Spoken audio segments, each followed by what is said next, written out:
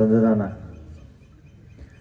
लोकसभेला आणि विधानसभेला आपण सभा घेतली तिथं कोपऱ्यात झाडाखाली, आणि आजच्या सभेची गर्दी पाहता मला असं वाटतंय की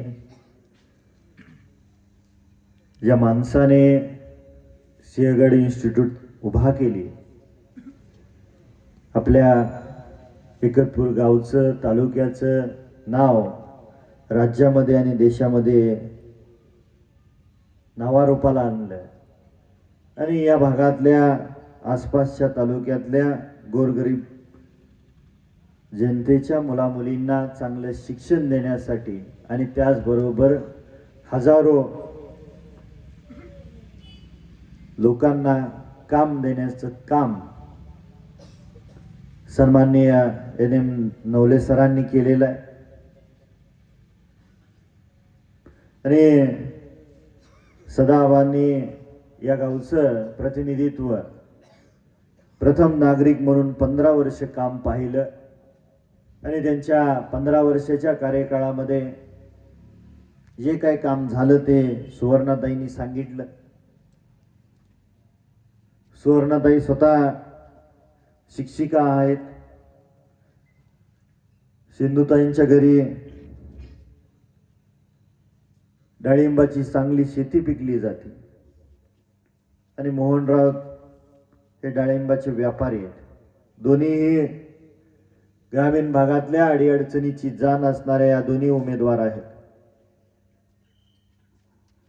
स्वर्गीय आबासाहेबांनी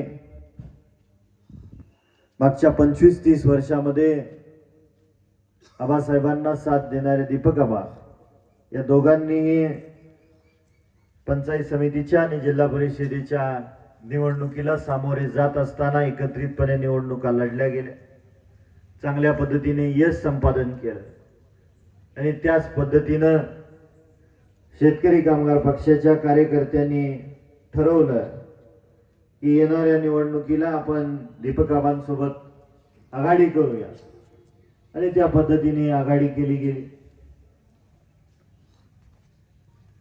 या जिल्हा परिषद गटाचे आणि पंचायत समिती गणाचे उमेदवार हे आघाडीतून शेतकरी कामगार पक्षाचे उमेदवार आहेत. या ठिकाणी उपस्थित असणारे दीपक आबा गटाच्या कार्यकर्त्यांना आणि पदाधिकाऱ्यांना मी एक विश्वास देतो की उद्याच्याला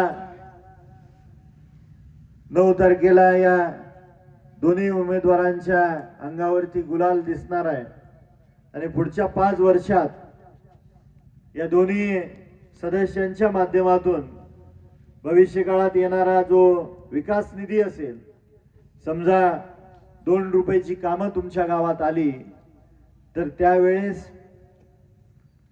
1 रुपयाचं काम हे दीपक आबांच्या कार्यकर्त्यांना विश्वासात घेऊन खर्ची घातलं जाईल, आणि 1 रुपयाचं काम हे शेतकरी कामगार पक्षाच्या कार्यकर्त्यांना विश्वासात घेऊन घातलं जाईल, खर्ची केलं जाईल. आज तसं सकाळी आम्हाला सोनलवाडीला उशीर झाला. त्याचं कारण Republican party of India Athawale गटाने सांगोला तालुका विकास आघाडीला पाठिंबा दिला, आणि दीपक आबांनी सांगितल्याप्रमाणे सन्माननीय खंडूदादा यांनी ते धाडस केलं, जे राज्यात आहे, जे देशात आहे. महायुतीचं गणित बाजूला ठेवून या तालुक्यामध्ये आमच्या सांगोला तालुका विकास आघाडीला तुम्ही पाठिंबा दिला. आपल्या सर्वांना विनंती आहे की त्यांचं टाळ्या वाजवून अभिनंदन केलं पाहिजे.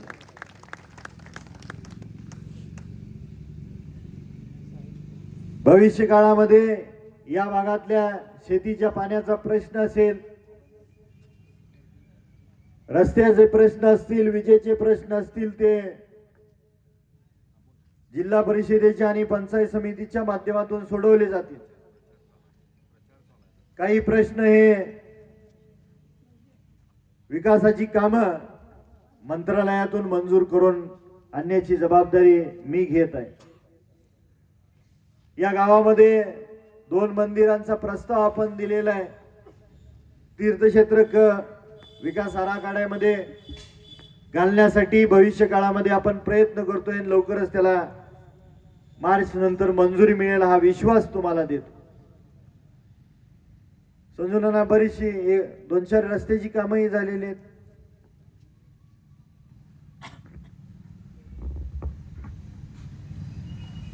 भविष्य काळामध्ये या भागातल्या गोरगरीब कष्टकरी वर्गातल्या जनतेची जी काही अडीअडचणी असतील, प्रश्न असतील, ती सोडवण्याची जबाबदारी आम्ही घेतोय.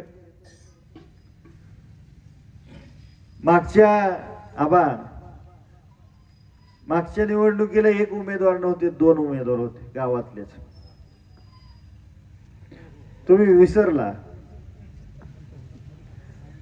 पण आता एकच उमेदवार आहे.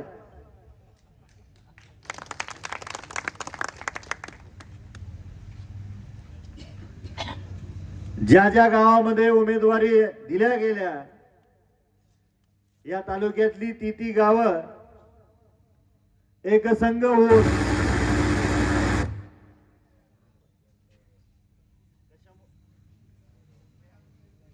कशामुळे असं झालं असेल सांगा बरं. कुणाचं लक्ष जर डाव्या बाजूला गेलं असतं तर तुम्हाला समजलं असतं आपल्याला टीका करायची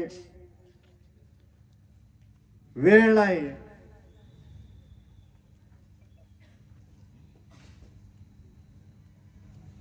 खाजगीत सांगतो, खाजगीत.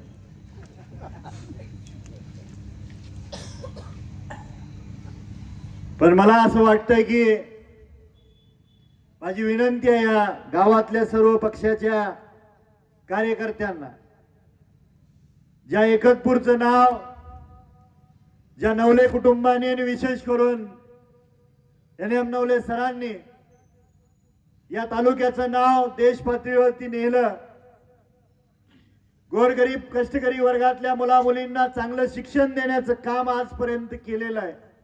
आज त्यांच्याच कुटुंबातल्या भगिनी उभारलेले आणि त्या कुटुंबाचं ऋण फेडायची जबाबदारी आपल्यावरती आलेली आहे. ती संधीचं सोनं तुम्ही चांगल्या पद्धतीने कराल अशी अपेक्षा व्यक्त करतो. येणाऱ्या 7 तारखेला बॅलेट मशीन ही एकच असणार आहे. या बॅलेट मशीन वरती वरच्या रखान्यामध्ये जिल्हा परिषदेच्या उमेदवाराची नावं असणार आहेत आणि 2 नंबरला सन्माननीय सिंधुताई आलदर यांचं नाव आहे आणि त्यांच्या नावासमोरचं चिन्ह आहे नारळ. खालच्या रकान्यामध्ये पंचायत समिती गणातल्या उमेदवाराची नावं असणार आहेत आणि 2 नंबरला सुवर्णताई नवलेंचं नाव आहे, त्यांच्या नावासमोरचं चिन्ह आहे नारळ. या दोन्ही नारळाच्या चिन्हाच्या समोरचं बटन दाबून या गावातून भरघोस असं मतदान रूपी आशीर्वाद आपण या दोन्ही उमेदवाराला द्यावे. जोपर्यंत तुम्ही दोन्ही बटन दाबणार नाही तोपर्यंत तुमचं मत ग्राह्य धरलं जात नाही. आणि दीपक आबा गट असेल, रिपब्लिकन पार्टी असेल आणि शेतकरी कामगार पक्षाचे कार्यकर्ते असतील, आपण आज 31 आहे, 5 तारखेपर्यंत प्रचार आहे. तर पुढच्या 5 दिवसापर्यंत ही बॅलेट मशीनची डमी मशीन आपण घरोघरी पोचवाल. गावातल्या वडीलधारी ज्येष्ठ मंडळी माता भगिनींपर्यंत पोहोचवून त्यांना समजावून सांगण्याची जबाबदारी तुम्ही सर्वजण पार पाडाल अशी अपेक्षा व्यक्त करतो. एवढ्या मोठ्या संख्येनं आपण या ठिकाणी उपस्थित राहिला त्याबद्दल शेतकरी कामगार पक्ष, दीपक आबा गट आणि रिपब्लिकन पार्टीच्या वतीनं आपल्या सर्वांचा अंतःकरणपूर्वक आभार मानतो.